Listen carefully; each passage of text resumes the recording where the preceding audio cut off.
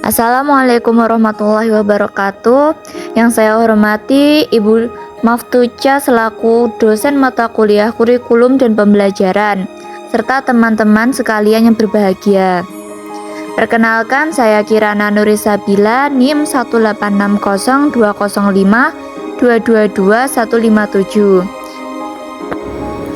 Di sini saya akan menjelaskan materi mengenai fungsi landasan pengembangan kurikulum. Sebelum memulai penjelasan, saya akan memaparkan beberapa materi yang saya akan sampaikan pada hari ini. Yang pertama yaitu mengenai pengertian landasan pengembangan kurikulum. Yang kedua, fungsi landasan pengembangan kurikulum. Dan yang terakhir, landasan pengembangan kurikulum. Untuk itu, mari kita lanjut untuk pemaparan materi berikutnya. Teman-teman sekalian, apa sih pengertian dari landasan pengembangan kurikulum itu? Landasan pengembangan kurikulum. Dasar adalah landasan untuk berdirinya sesuatu. Fungsi dasar ialah memberikan arah kepada tujuan yang akan dicapai dan sekaligus sebagai landasan untuk berdirinya sesuatu. Setiap negara mempunyai dasar pendidikannya sendiri. Ia merupakan cerminan falsafah hidup suatu bangsa. Berpijak pada dasar itulah pendidikan suatu bangsa disusun. Menurut Audrey Nicholl dan Howard Nicholl, sebagaimana dipahami oleh Umar H. Malik, bahwa pengembangan kurikulum adalah perencanaan kesempatan-kesempatan belajar yang dimaksudkan untuk membawa siswa ke arah perubahan-perubahan yang diinginkan dan menilai sampai mana perubahan dimaksud telah terjadi pada diri siswa. Fungsi dasar atau landasan pengembangan kurikulum adalah seperti fondasi sebuah bangunan. Sebuah gedung yang menjulang tinggi berdiri di atas fondasi yang rapuh tentu tidak akan bertahan lama. Oleh sebab itu, sebelum sebuah gedung dibangun, terlebih dahulu dibangun fondasi yang kokoh.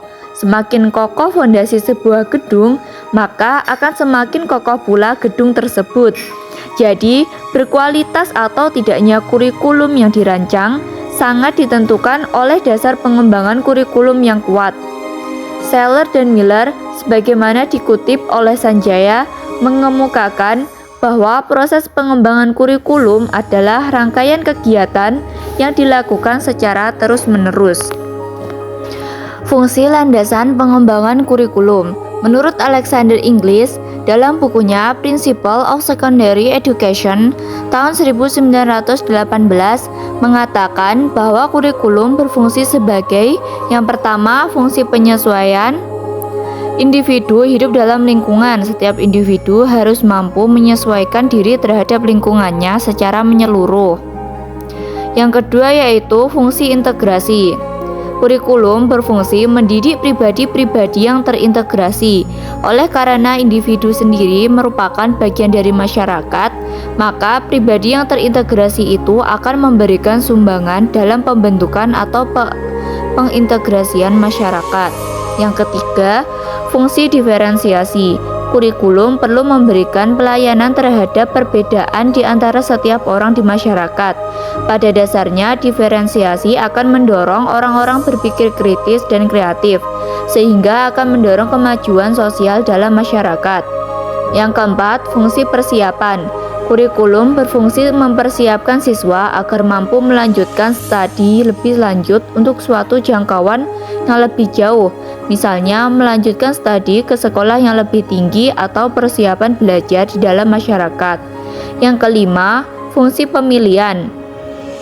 Perbedaan dan pemilihan adalah dua hal yang saling berkaitan. Pengakuan atas perbedaan berarti memberikan kesempatan bagi seseorang untuk memilih apa yang diinginkan dan menarik minatnya. Dan yang terakhir, fungsi diagnostik. Salah satu segi pelayanan pendidikan adalah membantu dan mengarahkan siswa untuk mampu memahami dan menerima dirinya sehingga dapat mengembangkan seluruh potensi yang dimilikinya. Materi berikutnya yaitu landasan pengembangan kurikulum. Ada 4 landasan pengembangan kurikulum, yaitu yang pertama, landasan filosofis, yang kedua, landasan psikologis, yang ketiga, landasan sosial budaya, dan yang keempat, Landasan ilmu pengetahuan dan teknologi. Yang pertama yaitu landasan filosofis. Landasan filosofis adalah asumsi-asumsi tentang hakikat realitas, hakikat manusia, hakikat pengetahuan, dan hakikat nilai yang menjadi titik tolak dalam pengembangan kurikulum. Asumsi-asumsi filosofis tersebut berimplikasi pada perumusan tujuan pendidikan, pengembangan isi atau materi pendidikan, penentuan strategi, serta pada peranan peserta didik dan peranan pendidik. Yang kedua, landasan psikologis.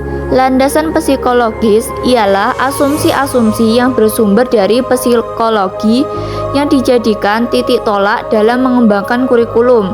Ada dua jenis psikologi yang harus menjadi acuan, yaitu psikologi perkembangan dan psikologi belajar. Psikologi perkembangan mempelajari proses dan karakteristik perkembangan peserta didik sebagai subjek pendidikan. Sedangkan psikologi belajar mempelajari tingkah laku peserta didik dalam situasi belajar. Ada 3 jenis teori belajar yang mempunyai pengaruh besar dalam pengembangan kurikulum, yaitu teori belajar kognitif, behavioristik, dan humanistik. Selanjutnya yaitu landasan sosial budaya. Landasan sosial budaya ialah asumsi-asumsi yang bersumber dari sosiologi dan antropologi yang dijadikan titik tolak dalam mengembangkan kurikulum.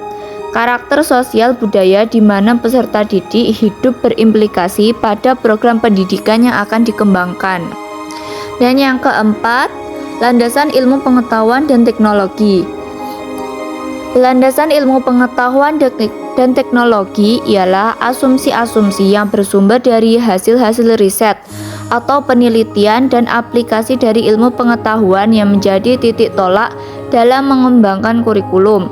Pengembangan kurikulum membutuhkan sumbangan dari berbagai kajian ilmiah dan teknologi, baik yang bersifat hardware maupun software, sehingga pendidikan yang dilakukan dapat menyesuaikan diri dengan perkembangan ilmu pengetahuan dan teknologi. Baik, sekian pemaparan materi yang dapat saya sampaikan. Ada kurang lebihnya saya mohon maaf. Selamat menonton dan terima kasih. Wassalamualaikum warahmatullahi wabarakatuh.